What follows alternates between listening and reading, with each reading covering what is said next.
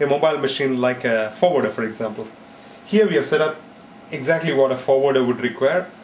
This has got typically, a forwarder has got typically 7 to 8 functions in the crane functionality, and of course you have propulsion when you move forward and reverse, but here we're going to cover the crane function primarily. In the crane function, normally the operator reverses to look at the crane and operate, and he's got usually 2 of these joysticks, one on each of his armrest, and these joysticks are 3-axis joysticks each, which is X, Y and a Z axis here. All 3 are proportional. You have one for the left hand, one for the right hand. Here we've just mounted it on a base here so that we can test it all out. And these joysticks are 0.5 to 4.5 volt analog output type joysticks. Takes in a 5 volt input, and signals actually go to this controller. The controller processes these input signals from the joystick and feeds the output to PWM current regulated coils, which are then going to the mobile valves which are on the forwarder function. Now these the STW ESX controller has got outputs to drive, capability to drive up to 12 plus 5, 17 solenoids. In effect, you can drive up to 6-section valve, 6 plus 2, another 2 8-section valve, double acting. So that's possible with that. And it can take up to 8 analog inputs, which can be, here we have 6 in total. While we do this control, often we want to set the minimum current, maximum current, ramp up and ramp down for each function so that we get the optimum control for the crane functionality. In doing so, sometimes you can, for those who are happy with one preset control and then they don't want to change it, you can use the computer to set it, and that's possible to do that. It's fit and forget. The computer is not going to be connected to the machine, and once the serviceman comes out of it, that's it. This values are stored in the controller. The other way is to have one of these operator interfaces permanently connected to the system. This is a Wachendorff Opus A3, and the way we have programmed it is we got actually an opening screen which allows you, which gives you today's date, and particularly if you are interested in looking at the date and the time, and it's got 4 user functions here. The 3 users are for customers users, and 1 user is for factory default resetting. It means that if you have done anything by which the control has gone a bit out of sync and you don't like the control, you can reset it all back to factory default using that 4th user setting. And this particular operator interface has got 3 modes of interacting with that. You have 4 plus 4, 8 soft switches, 1 optical encoder, and touch screen. For example, here we have selected user number 1 and it's gone to that, so the touchscreen actually works. Now you can also do that with one of these. If you select that, we can actually go to the same user, and we can go back using that, and we can do the same thing using the optical encoder, and that's it. We're able to go. This device also got it's got a built-in Bluetooth.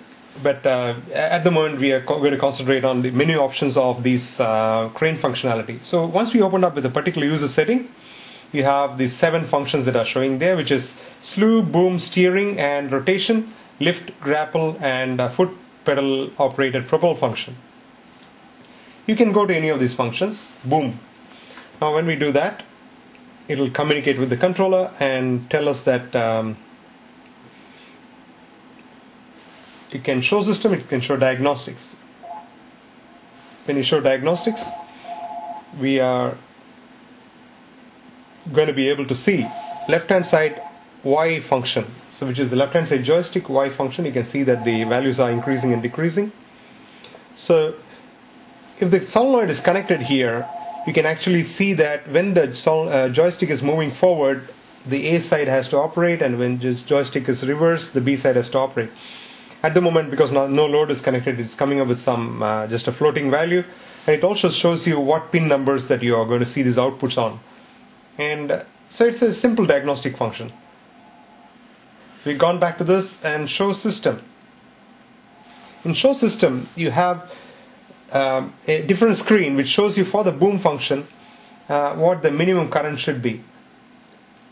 So here we have the minimum current. couldn't touch it properly. So now we can touch it and increase it or decrease it. So minimum current, I'm going to set it at say 200 milliamps.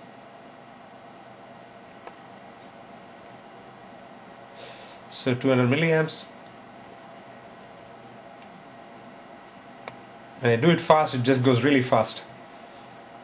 And when I do it slowly, it goes really slowly. Okay, I've got 207 here. So, and then I go to the next one and say here, I want to make it into 499. And if I do it really fast,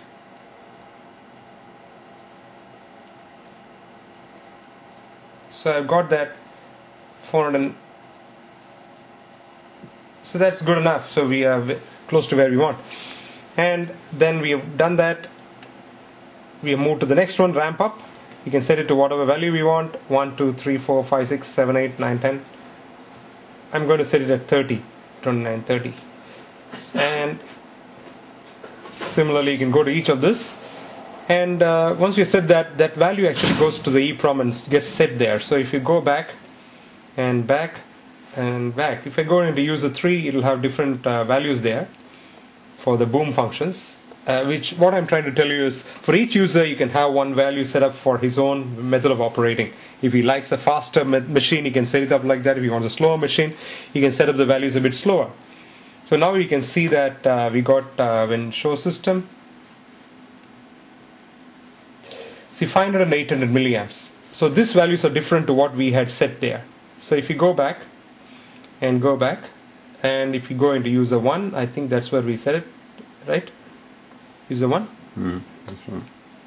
And boom, and we see the reason why we got this time gap there is to clear up the old memory and come up with a new memory. So it's also taking the time to. So now we got the old setting which was there, 207 and 488, which is what we set earlier on. So this setting can be stored there permanently. So it stores all these values in the EEPROM according to each operator's favorite setting. So if you're coming in as operator 1, you can have one set of functions. Operator 2 has got a certain set of functions. And operator 3 has got a certain set of functions.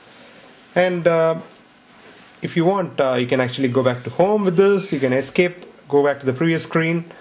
And you can show, now that this is, you can go back. You can use the back function here and the back function there. So we're back to the opening screen. So this is in a simple method of interacting with the machine and trying to get some basic ideas about it. You can develop the functionality to any extent you want in terms of, if you have many sensors connected, you can also see the value of the sensors in various conditions according to various part of the machine's operation. So if, for example, in a particular situation you want the door to be open, then you have a door opening sensor which can tell you, well, when you're in a particular operation, do you want the door to be open or not? You can actually see it through the operator interface if you program it like that. It's a fully graphic user interface type programming, and as you can see, you have soft switches which are contextually programmed.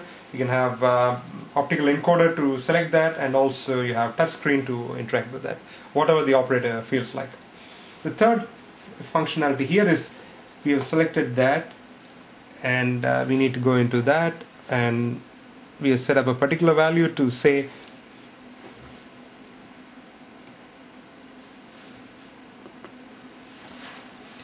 we are able to go into that. That will actually set everything to that factory default value. So once we have set it to factory default, then all the values get changed to that one value, and that means it just gives the operator just a comfort that in case he has messed up any of the settings, he can always go back to a factory default setting for the controller.